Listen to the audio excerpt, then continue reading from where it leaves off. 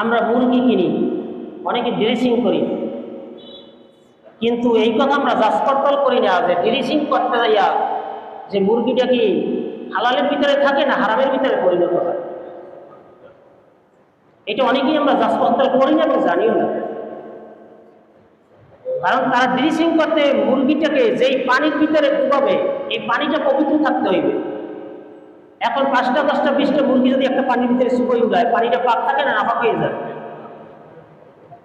এরপর ড্রেসিং করে তারা পেটের ভিতরে নাড়ি বুড়ি সহকারে পানির গরমে ওই নাড়ি বুড়ির নাপাক এইটা গোস্তের ভিতরে ঢুকে যায়, হালাল জিনিসও তখন হারামে পরিণত হয়ে যায়।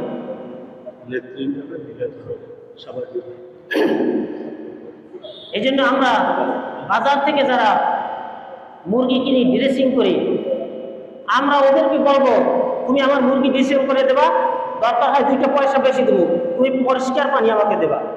এবং ড্রেসিং করার আগে পেটের ভিতরে যে নাড়ি বুড়ি আছে এই নাড়ি বুড়িগুলোকে বের করে তারপর তুমি আমাকে ড্রেসিং করে দেবে, না হয় হালাল জিনিস হারামে পরিণত হয়ে যাবে নাপাক গোস্তের ভিতরে ঢুকে যাওয়ার কারণে। এই জন্য আল্লাহ তাআলা আমাদেরকে তৌফিক দান করুক, আমরা যেন সমস্ত হারাম জিনিসের থেকে বেঁচে হালাল জিনিসকে ভক্ষণ করতে পারি। তাহলে আল্লাহ তাআলা আমাদেরকে দুনিয়া এবং আখিরাত উভয় জগতের ভিতরে সফলতা এবং কামিয়াবি দান করবে। আলহামদুলিল্লাহ আলহামদুলিল্লাহ নাহমাদুহু ওয়া নাস্তাঈনুহু ওয়া নাস্তাগফিরুহু ওয়া নু'মিনু বিহি ونؤمن به ونتوكل عليه ونعوذ بالله من شرور أنفسنا ومن سيئات أعمالنا من يهده الله فلا مضل له ومن يضلله فلا هادي له ونشهد أن لا إله إلا الله وأن محمدا عبده ورسوله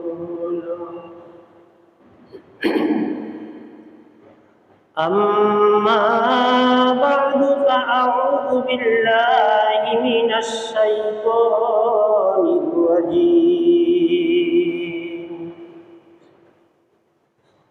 بسم الله الرحمن الرحيم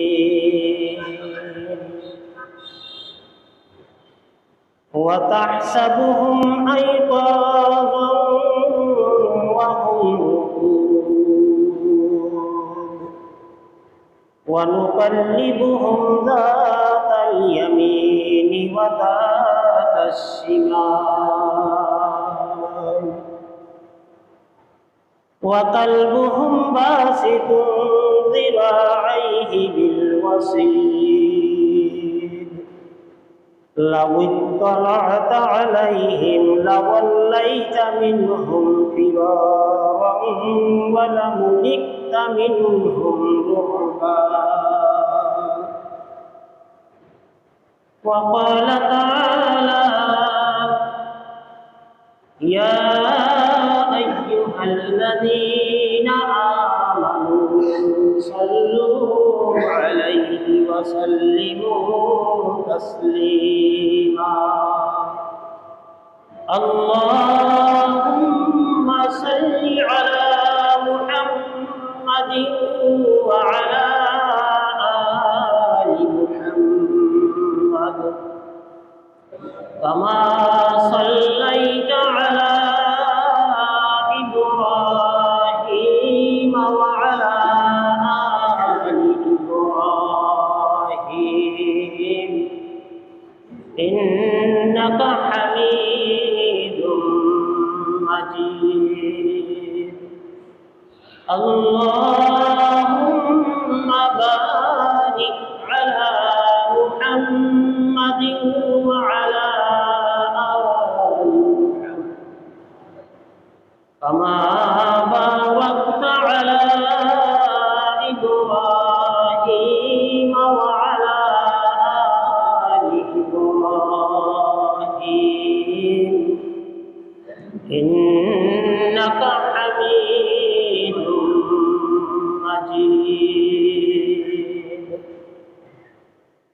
আল্লাহ জাল্লা শানুল্লাহ কোটি শুকরিয়া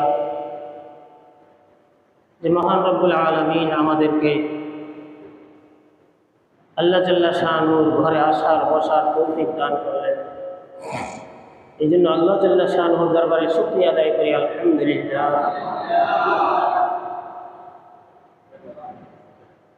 আমরা গত জুমায় আলোচনা করতেছিলাম যে আল্লাহ তাআলা সূরা কাহাফের ভিতরে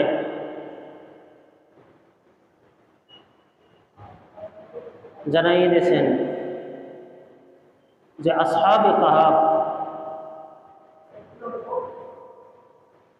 একটি কুকুর তাদের সংস্পর্শ লাভ করার কারণে সে কুকুরটাও দামি হয়ে গেছে। আল্লাহ জাল্লা শানুহু ওই কুকুরের কথাও তার কোরআনের ভিতরে উল্লেখ করছে। মানব সম্প্রদায় যদি নেক লোকের সঙ্গ লাভ করে তাহলে সে ব্যক্তিও নেককার হয়ে যায়, আর যদি খারাপ লোকের সঙ্গ লাভ করে আস্তে আস্তে ভালো লোক হইলেও সে খারাপে পরিণত হয়ে যায়। এই জন্য আল্লাহ জাল্লা শানুহু কোরআনের ভিতরে ইরশাদ ফরমাইছেন, ওয়াকুনু মা'আস সাদিকিন,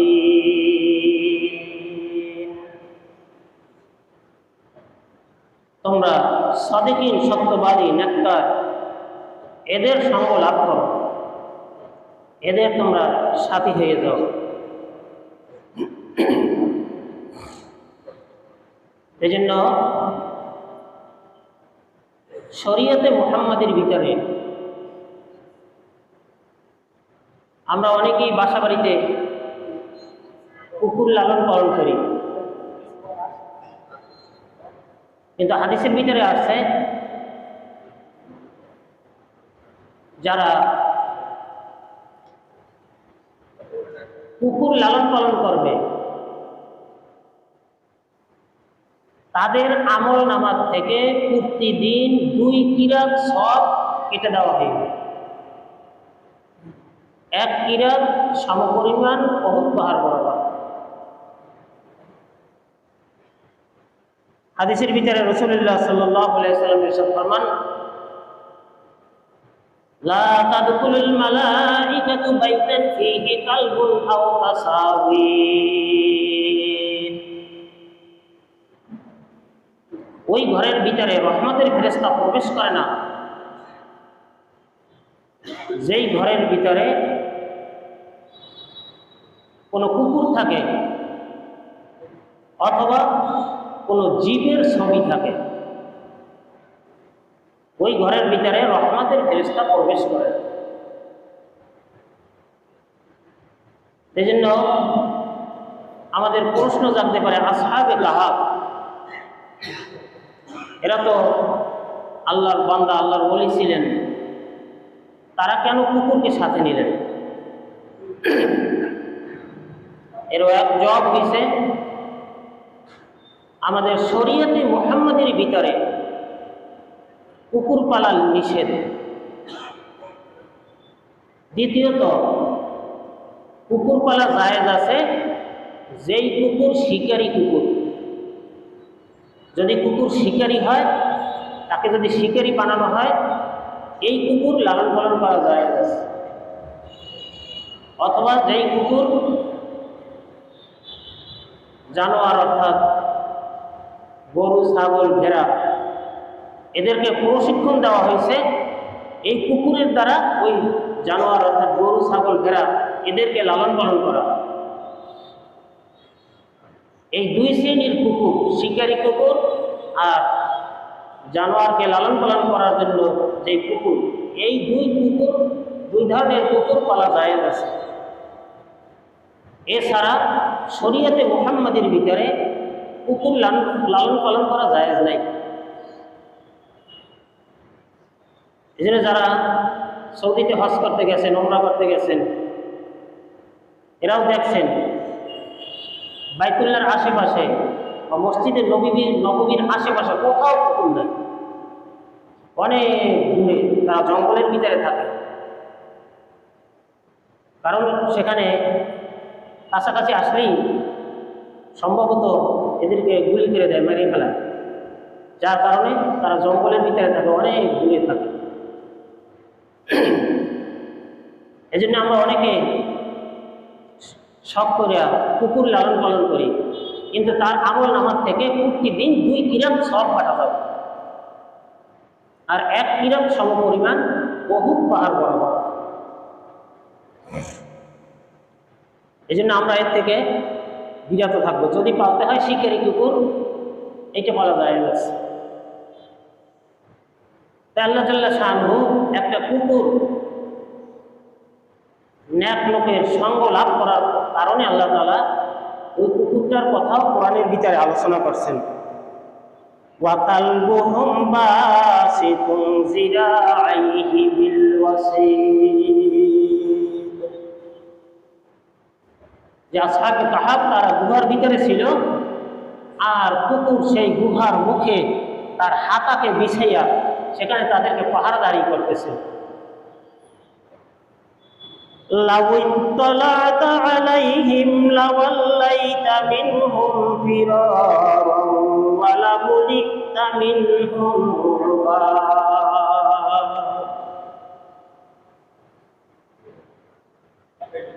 রাসূলুল্লাহ সাল্লাল্লাহু আলাইহি ওয়াসাল্লাম ইরশাদ ফরমান, আল্লাহ জাল্লা শানহু স্বয়ং কোরআনের ভিতরে ইরশাদ ফরমান রাসূলুল্লাহ সাল্লাল্লাহু আলাইহি ওয়াসাল্লামকে, লাউ ইত্তালা'তা আলাইহিম, হে নবী আপনি যদি আসহাবে কাহাফ যেই গুহার ভিতরে ছিল, এই গুহাতে যদি আপনি উঁকি মারে দেখতেন, তাহলে আপনি পিছনে পিঠ প্রদর্শন করে আপনি সেখান থেকে ভয়ে ভাগতেন। আসহাবে কাহাফের রব আল্লাহ তাআলা তাদেরকে হেফাজত করার জন্য তাদের রব আল্লাহ তাআলা মানুষের ভিতরে এমনভাবে ঢুকিয়ে দিয়েছে, হারকে তার সাথ আজ খোদা তাকওয়া বজির তোর সদয়রা জিন্ন হিংস হারকে দিন। যেই ব্যক্তি আল্লাহ তাআলাকে ভয় করবে এবং তাকওয়া পরহেজগারি অবলম্বন করবে, তোর সদয়রা জিন্ন হিংস হারকে দিন, সারা দুনিয়ার জিন ইনসান সবাই তাকে ভয় করবে, এক আল্লাহ তাআলাকে ভয় করার কারণে। আল্লাহ তাআলাকে যে ব্যক্তি ভয় করবে, আল্লাহ তাআলা তার রব, তার ভয় সমস্ত মাখলুকের ভিতরে ঢুকে। وَمَن يَتَّقِ اللَّهَ يَجْعَل لَّهُ مَخْرَجًا وَيَرْزُقْهُ مِنْ حَيْثُ لَا يَحْتَسِبُ, যে আল্লাহ তাআলাকে যে ভয় করবে, ইয়াজআল লাহু মাখরাজা, আল্লাহ তাআলা শানহু তাকে সমস্ত সংকীর্ণ জায়গা থেকে আল্লাহ তাআলা তাকে বের হওয়ার জন্য প্রশস্ত রাস্তা তার জন্য খুলে দেবে। এই জন্য আল্লাহ তাআলার ভয় দিলের ভিতরে আমাদের ঢুকাইতে হইবে। এই জন্য আল্লাহ তাআলা রাসূলুল্লাহ সাল্লাল্লাহু আলাইহি ওয়াসাল্লামকে বলতেছেন, লাউ ইত্তালা'তা আলাইহিম লাওয়াল্লাইতা মিনহুম ফিরার। হে নবী আপনি যদি আসহাবে কাহাফের গুহার দিকে যদি আপনি উঁকি মারতেন, তাহলে পিঠ প্রদর্শন করে সেখান থেকে আপনি ভাগতেন। ওয়ালা মুলিকতা মিনহুম রুবা, এবং আপনার দিলের ভিতরে বেচেইনি সৃষ্টি হয়ে যেত, ভয় সৃষ্টি হয়ে যেত। আল্লাহ জাল্লা শানহু নেককার বান্দাদের এরকমের গুণ আল্লাহ তাআলা বর্ণনা করছেন। وَكَذَلِكَ بَعَثْنَاهُمْ لِيَتَسَاءَلُوا بَيْنَهُمْ قَالَ قَائِلٌ مِّنْهُمْ লাবিসতুম ক্বালু লাবিসনা ইয়াওমান আও বা'দা ইয়াওম ক্বালু রাব্বুকুম আ'লামু বিমা লাবিসতুম। এরপরে ৩০৯ বছর পর আল্লাহ জাল্লা শানুহু ওই আসহাবে কাহাফকে তাদের ঘুম থেকে চেতন করলেন। ওয়া কাযালিকা বা'আসনাহুম, আল্লাহ তাআলা বলতেছেন আমি ৩০৯ বছর পরে তাদেরকে ঘুম থেকে জাগ্রত করলাম। লিয়াতাসাআলুনা বাইনাহুম, তারা যেন আপসে একে একে অন্যকে জিজ্ঞাসা করে তোমরা কত সময় ঘুমাইলা, কত সময় এখানে অবস্থান করলা। ক্বালা কাইলুম মিনহুম কাম লাবিসতুম, এবং একে অপরকে জিজ্ঞাসা করলো তোমরা এই গুহার ভিতরে কতক্ষণ ঘুমাইলা।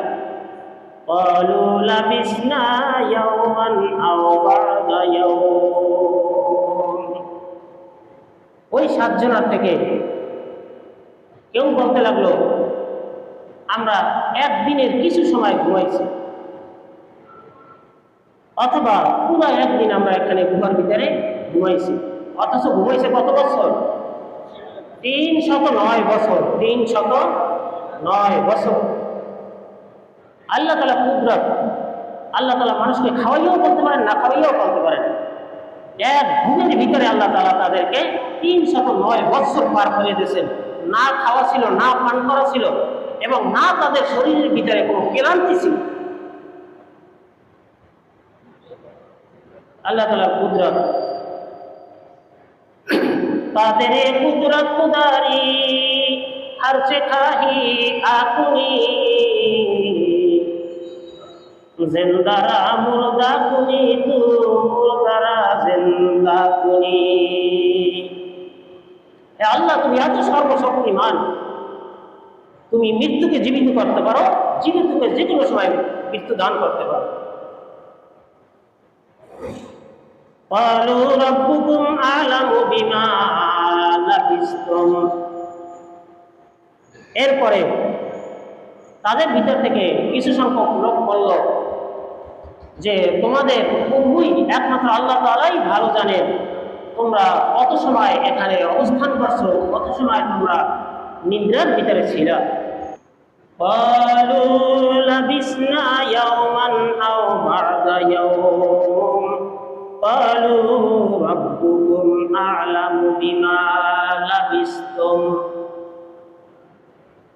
ওই ৭ জনের ভিতরে, আসহাবে কাহাফের ৭ জনের ভিতরে কেউ কেউ বলল তোমরা কত সময় এখানে ঘুমাইছো এটা তোমাদের পূর্ব আল্লাহ তাআলাই ভালো জানেন। এরপর তারা সজাগ হওয়ার পরে একে অপরকে বলল আবাআসু আহাদাকুম বিওয়ারিকুম হাযিহি ইলাল মাদিনা ফালইয়ানজুর আইয়ুহা আযকা তাআমান ফালইয়াতিকুম বিরিজকিন মিনহু ওয়ালিয়াতালাত্তাফ ওয়ালা ইউশইরান্না বিকুম আহাদা। তারা ৩০৯ বছর পরে যখন তারা ঘুম থেকে জাগ্রত হইল, যখন ঘুম থেকে জাগলো তখন তারা একটু ক্ষুধা অনুভব করলো। যখন ক্ষুধা অনুভব করলো তখন একে অপরকে বলতেছে যে আমাদের ভিতর থেকে তোমরা ওই শহরের ভিতরে একজনকে খাদ্য আনার জন্য পাঠাও, এবং যে খাদ্য আনবে সে যেন এইদিকে লক্ষ্য রাখে এই খাদ্য কি হালাল না হারাম। কারণ তারা যখন বাচ্চার ভয়ে গুহায় তারা যখন আশ্রয় নিয়েছিল, ওই সময় বাজারের ভিতরে গরু ছাগল জবাই করা হইতো ভূতের নামে, মূর্তির নামে।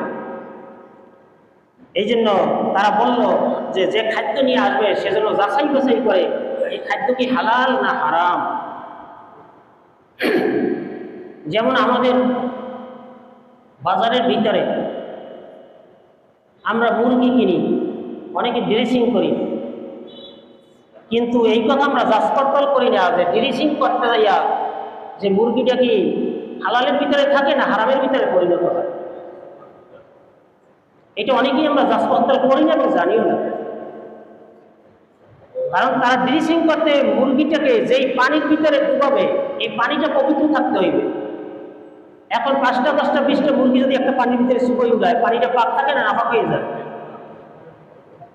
এরপর ড্রেসিং করে তারা পেটের ভিতরে নাড়ি বুড়ি সহকারে পানির গরমে ওই নাড়ি বুড়ির নাপাক এইটা গোস্তের ভিতরে ঢুকে যায়, হালাল জিনিসে তখন হারামে পরিণত হয়ে যায়।